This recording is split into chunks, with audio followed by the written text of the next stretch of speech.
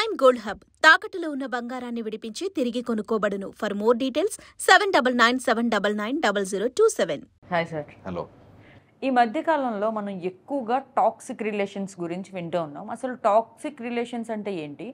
చాలా మందిలో మనం చూసినట్టయితే కనుక లవ్లో ఉన్నప్పుడు టాక్సిక్ రిలేషన్స్ని బేర్ చేసి తెలియక అవేర్నెస్ లేక దీని గురించి పెళ్లి వరకు తీసుకెళ్తున్నారు. ఫర్దర్ లైఫ్ కూడా కంటిన్యూ చేస్తున్నారు. నెక్స్ట్ కొంతమంది తెలుసో తెలియకో పెద్దవాళ్ళు చూపించిన సంబంధం అనో లేదంటే వాళ్ళకి నచ్చి చేసుకున్న సంబంధం అనో చేసుకొని పెళ్లిలోకి అడుగు పెట్టిన తర్వాత ఈ రిలేషన్ టాక్సిక్ అని తెలుసుకుని కూడా వాళ్ళు మూవ్ అవ్వలేకపోతున్నారు. అసలు ఈ టాక్సిక్ రిలేషన్ అనేది ఏంటి? దీన్ని ఎక్కడ రికగ్నైజ్ చేయాలి? దీన్ని ఎలా స్టాప్ చేయాలంటారు? చాలా ఇంపార్టెంట్. ప్రతి వ్యక్తి అర్థం చేసుకోవాలి. ఎనీ రిలేషన్షిప్ ఫస్ట్ థింగ్ కొట్టడము జరగకూడదు. Any physical abuse is toxic compulsory. So physical అబ్యూస్ని ఒకసారైనా రెండుసార్లైనా ఎప్పుడైనా అయినా కూడా తప్పే. Should not allow physical abuse. Number 1. చాలామందికి తెలియని కొన్ని ఇంపార్టెంట్ పాయింట్స్. ఎమోషనల్ అబ్యూస్లో టాక్సిక్ ఎంత అయిపోతుందంటే విషములాగా ఎంత మారిపోతుందంటే రిలేషన్షిప్. ఫస్ట్ వచ్చేసి ఎప్పుడూ తప్పు మనదే అనేది ప్రొజెక్ట్ చేస్తారు. యు ఆర్ రాంగ్, నువ్వు ఏదైనా నువ్వొచ్చి సారీ చెప్పాలి, నువ్వే తగ్గాలి, నువ్వే ఉండాలి. సో టాక్సిసిటీలో ఫస్ట్ థింగ్ వచ్చేది తప్పు ఎప్పుడు మనదే అన్నట్టుగా ప్రొజెక్ట్ చేస్తారు. So that is a toxic relationship for sure. ఎప్పుడూ తప్పు మనదే. నువ్వు ఏది మాట్లాడు తప్పే, నువ్వు ఏది చేయి తప్పే, నువ్వే తప్పు. ఇది నెంబర్ 1. సెకండ్ వచ్చేసి మనని గిల్టీ చేయిస్తారు. నువ్వలా చేయడం వల్ల నేను ఇలా అయిపోయాను, నువ్వలా ఉండడం వల్ల నేను ఇలా అయిపోయాను. మాకు ఎంత కామన్గా వస్తారంటే నేను బయట ఎవరితోనో ఎందుకు తిరిగానంటే నువ్వు ఇలా ఉన్నావు కాబట్టి అనేటట్టుగా వాళ్ళు చేసిన తప్పుకి మనమే సమాధానము, మన వల్లే జరిగింది అని చూపిస్తారు. టాక్సిసిటీలో చాలా ఇంపార్టెంట్, గుర్తుపెట్టుకోవాలి. ఇది అర్థం కాదు, అయ్యో నా వల్ల ఆయన అలా అయిపోయాడా అని చెప్పి మనం ఇంకా ఇంకా ఇంకా ఇంకా గిల్టీ ఫీల్ అయిపోతుంటాం. సో అందుకని అది సెకండ్. థర్డ్ చాలా చాలా ఇంపార్టెంట్ టాక్సిక్ రిలేషన్షిప్లో ఉన్నప్పుడు నీ సపోర్ట్ సిస్టమ్ని కట్ చేస్తారు. నీ ఫ్రెండ్స్తో మాట్లాడినవారు, నీ ఫ్యామిలీ మెంబర్స్తో మాట్లాడినవారు, నీ పేరెంట్స్ని తప్పు చేస్తారు, నీ పేరెంట్స్ వల్లే జరుగుతుంది అంటారు. సో దే విల్ నీ సపోర్ట్ సిస్టమ్ని కట్ చేసేస్తారు కంప్లీట్గా. That's toxic. మారుతోంది టాక్సిక్ కాదు. సో ఫస్టే పేరెంట్స్తో మాట్లాడకూడదు. మీ నాన్న అంటే నాకు పడదు, మీ అమ్మ అంటే నాకు పడదు, మీ వాళ్ళంటే నాకు ఇష్టం ఉండదు, వాళ్ళెవరు రాకూడదు, నీ ఫ్రెండ్స్తో నువ్వు మాట్లాడకూడదు, నువ్వు ఇలా ఫోటో పెట్టకూడదు, నువ్వు ఇలా బయటకు వెళ్ళకూడదు. ఇలా నేను ఒక పంజరంలోకి తీసుకొస్తానంటే టాక్సిక్, కంపల్సరీగా టాక్సిక్గా మారుతుంది.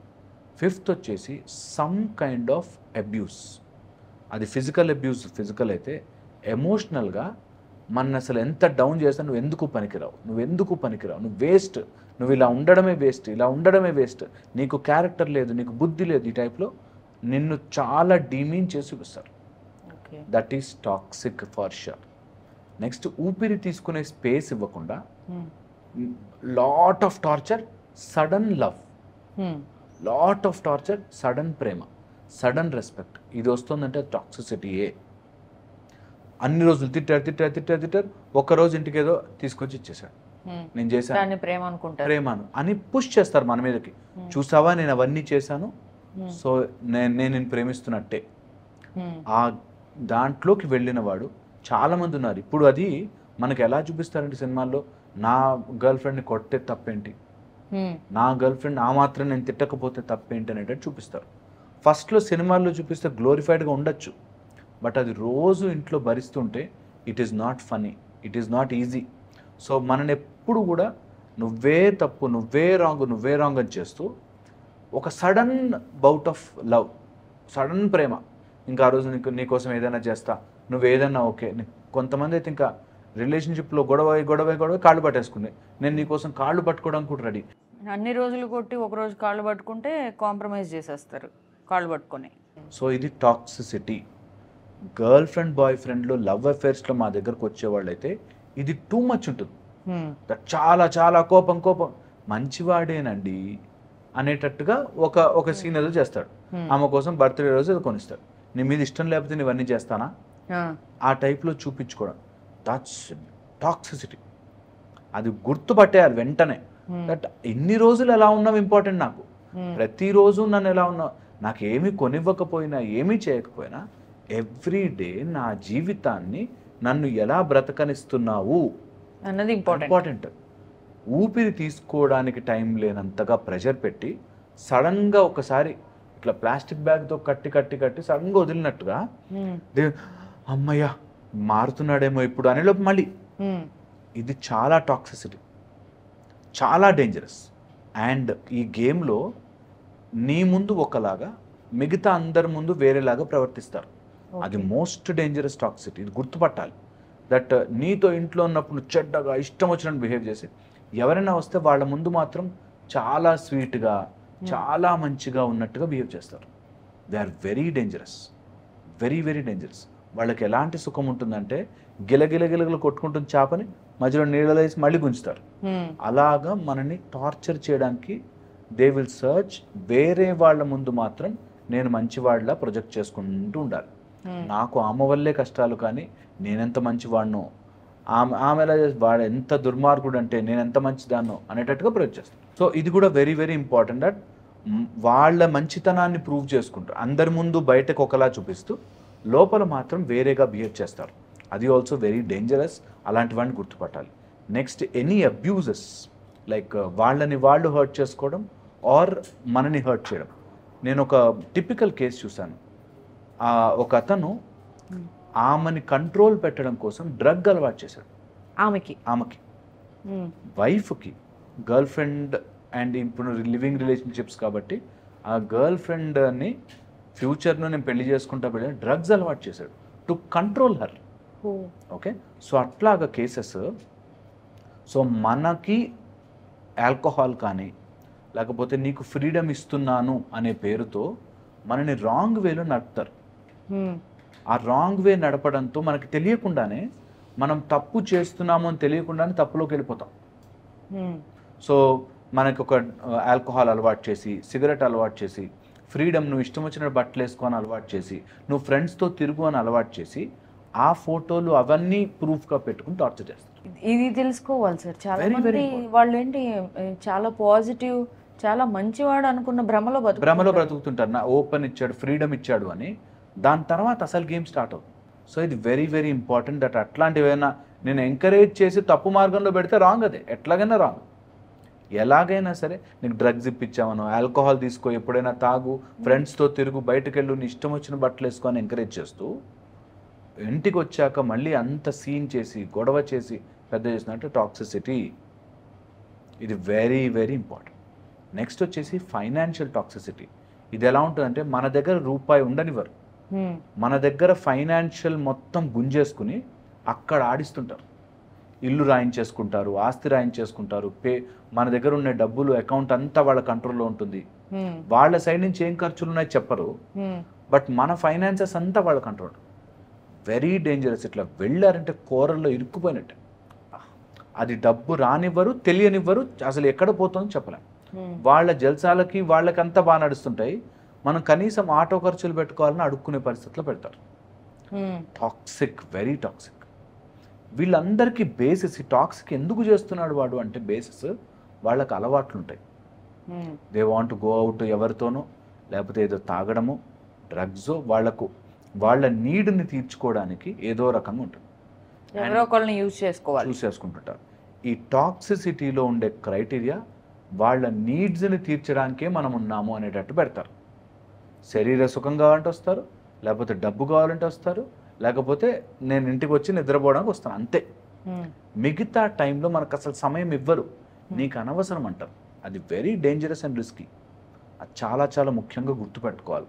వెంటనే గుర్తుపెట్టాలి. వాళ్ళ జలసాల కోసం నన్ను వాడుకుంటున్నాడా ఆర్ వాడుకుంటోందా అనేది చాలా ఇంపార్టెంట్. గుర్తుపట్టాలి.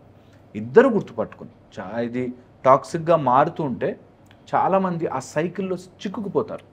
ఇది టాక్సిక్గా మారుతుందని మనకి ఎలా తెలుస్తుంది సార్? ఇప్పుడు ఇంత జరిగాక, ఇవన్నీ అబ్జర్వ్ చేశాక టాక్సిక్గా మారుతుందని మనకి క్లియర్ ఇండికేషన్ వచ్చేస్తుంది.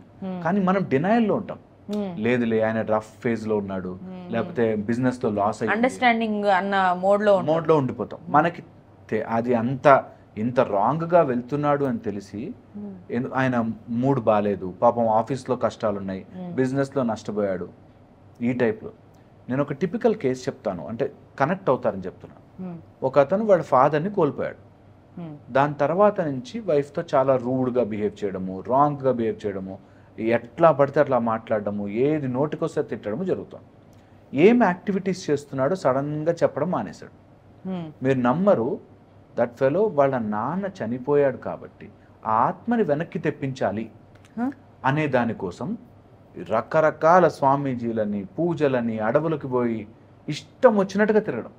నీకు ఇవన్నీ తెలియవు, నువ్వు నోరు మూసుకొని ఇంట్లో బాగానే ఆడుతుంది. ఇంట్లో సామాన్లు, డబ్బులు అన్నీ. అదేదో కొత్త ఒకటి వస్తుంది, ఆ సొల్యూషన్తో మనము తెప్పించేయచ్చు, వెనక్కి మన నాన్న ఆత్మ వెనక్కి తెప్పించవచ్చు, అలా మళ్ళీ జీవం పోయొచ్చు అనే దాంట్లో తిరుగుతున్నాడు. సో పాయింట్ ఈస్, ఇలాగ వాళ్ళు ఏదో దాంట్లో పడిపోయి ఇక్కడ ఇంట్లో టాక్సిక్ క్రియేట్ చేస్తారు. ఆ విషయం బయటపడకూడదు, తెలియకూడదు అని. సో ఇలా డేంజరస్ పీపుల్ డేంజరస్గా మైండ్ సెట్ మారుతుంటాయి. ఇలా మారతాయి కాబట్టి అవి తెలుసుకోవడం వెరీ ఇంపార్టెంట్. తెలుసుకున్న దాన్ని ఇంప్లిమెంట్ చేయడం. చాలా మంది తెలుసు కానీ పిల్లలు ఏమైపోతారు, ఏం చేయాలి, భవిష్యత్తు ఏంటో అనే దాంట్లో అయిపోతాం. ఫస్ట్ థింగ్, నేను బురదలో కాలు పెట్టాను, ముందు బురద నుంచి బయటకు రావాలి. తర్వాత ఎలా కడుక్కుంటాము, తర్వాత అక్కడి నుంచి ఎక్కడికి పోతాము సెకండరీ. ముందు అందులోంచి బయటకి రావాలి. ఒక టాక్సిక్ రిలేషన్షిప్లో ఉంటే ప్లీజ్ స్టెప్ బ్యాక్. ఏమీ కాదు, తప్పుడు నిర్ణయం తీసుకుని ఉంటాము, తప్పుగా కొన్ని స్టెప్స్ వేసి ఉంటాము, తప్పుగా కొన్ని జరిగిపోయి ఉంటాయి, that's okay. Girl friend boy friend విషయంలో కూడా ఇది చెప్తున్నా. కొన్నిసార్లు మనం అనుకున్నది కరెక్ట్ కాకపోవచ్చు, that is okay. Step back, తప్పు లేదు. తప్పు అని తెలుసుకున్నాక వెనక్కి రాకపోతే తప్పు. సో తప్పు తెలుసుకున్నాం, వెనక్కి వచ్చాం, వెరీ ఇంపార్టెంట్. అక్కడి నుంచి డీల్ చేయడానికి ఎమోషనల్లీ వీక్ అయిపోకుండా స్ట్రాంగ్గా పెట్టుకోవాలి. టాక్సిక్ పీపుల్ చేసేది ఎమోషనల్ డిపెండెన్సీ క్రియేట్ చేసుకుంటారు. మన ఎమోషన్స్ అంతా వాళ్ళ చేతుల్లో కంట్రోల్ ఉంటాయి. అంత నువ్వు కోపంగా ఉన్నావు, సడన్గా నీ మీద మంచి వస్తారు, పాప మంచోడేలే అనిపించేటట్టుగా ఎమోషనల్లీ డిపెండ్ చేస్తాం. నా ఆనందము నువ్వు ఆనందంగా ఉంటే ఉంది అనేటట్టుగా తయారు చేస్తాం. Very dangerous. ఎమోషనల్ డిపెండెన్సీ పడకుండా బయటకు రావాలి. సో ఇది చాలా ఇంపార్టెంట్. ఇలాంటి టాక్సిక్ రిలేషన్షిప్స్లో ఉంటే please come out of it. ఎంత త్వరగా అయితే అంత బెటర్. లేకపోతే ఎలా అంటే ఒకరితో కొంతకాలం ట్రావెల్ చేసిన తర్వాత ఇంకో రిలేషన్షిప్లోకి వెళ్ళడానికి ఇష్టపడరు. నార్మల్గా మన ట్రెడిషన్ ప్రకారం పెరిగిన అమ్మాయిలు అయితే కనుక ఆలోచిస్తూ ఇంకా నెక్స్ట్ ఎలాంటిది వస్తుందా అన్న భయంలో ఉండిపోతారు కదా. నేను అదే మాట్లాడుతున్నాను. నువ్వు ఇంకో రిలేషన్షిప్ గురించి సెకండరీ. ముందు ఇది నీ జీవితాన్ని తినేస్తోంది అనేది తెలుసుకోవాలి. చాలా మంది నేను ఇప్పుడు బురదలో పడ్డాను, మళ్ళీ ఇంకో బురదలో పడితే ఎందుకులే అని అదే బురదలో కూర్చుంటారు, విచ్ ఇస్ రాంగ్. అది సింపుల్ అండర్స్టాండింగ్. నేను ముందు బురద నుంచి బయటకు వస్తా, నా కాళ్ళు నేను కడుక్కుంటా, దట్ ఈస్ ఓకే. ముందు నేను నిలబడతా, నేను బయటకు వస్తా, నేను డ్రెస్ చేంజ్ చేసుకుంటా, నేను నీట్గా ఉంటా, then I will see what next. మళ్ళీ తప్పు జరగచ్చు, బట్ ఈ తప్పులు అలా అనుభవించుతూ కూర్చోవడం ఇస్ రాంగ్. ఈ విషయం మనకు అర్థము కాకుండా సినిమాలు కానీ లేకపోతే చెప్పేవాళ్ళ ప్రభావం ఇలా ఉంటుంది. ఏం కాదు భరించు, ఏం కాదు తట్టుకో, ఇది ఇలాగే ఉంటుంది, అందరు ఇలాగే ఉంటారు, మనుషులు మారుతారు, ఈ టైప్లో ఏవో చెప్తారు. ఇఫ్ ఇట్ ఈస్ టాక్సిక్, అన్ని రిలేషన్షిప్స్ చిన్న చిన్నవి గొడవలు కాదు, టాక్సిక్ అయిపోతుంది, ఫిజికల్ అబ్యూస్ జరుగుతుంది, ఇంటాక్సికేషన్ అవుతుంది, వెరీ రాంగ్. బయటకు వచ్చారు. ఓకే, చాలా ఇంపార్టెంట్. అర్థం చేసుకుంటారు. Thank you so much sir. కానీ ఇది చాలా అవసరం ఇప్పుడున్న కండిషన్లో.